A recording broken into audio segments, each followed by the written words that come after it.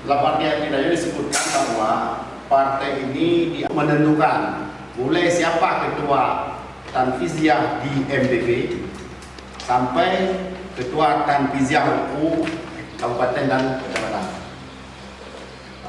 Mungkin ini adalah sebenarnya fenomena baru dalam partai, dalam perpolitikan di bisa jadi mungkin di dunia atau juga di Indonesia. Karena ada kalau saja saya aja mas Aceh malau mas Aceh dalam umum tadi saya dulu kan.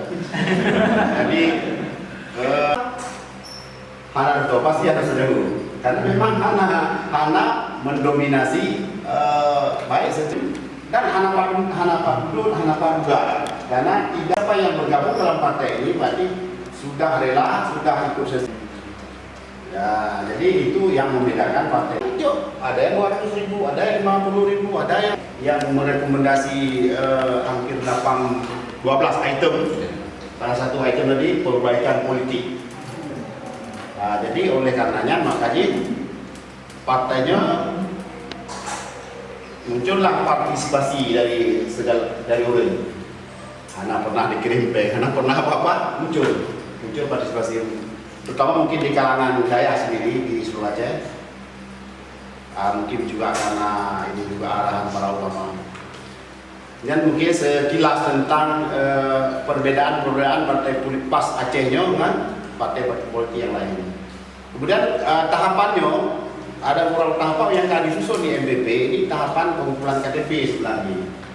Pengumpulan KTP dan kalau kirim baru dan ya sudah alhamdulillah sebenarnya dengan bagi sesuai dari DPR yang semestinya tak seperti itu.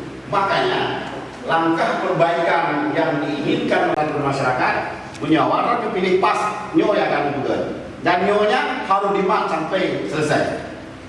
Nah, nyo yang akan melakukan dan nyo yang akan melakukan itu akan dipertanggungjawab mungkin hanya dunia atau akhirat akan bertanggung jawab. Makanya perlu ada platform politik itu nanti pada tahap selanjutnya akan kita bahas dalam konsolidasi tentang termasuk pelatihan lah, pelatihan di misalnya juru kampanye. Juru kampanye itu akan nanti insya Allah kalau ada itu akan dibekali dengan platform politik, dengan visi misi, dengan program partai kalau masyarakat pilih partai ini.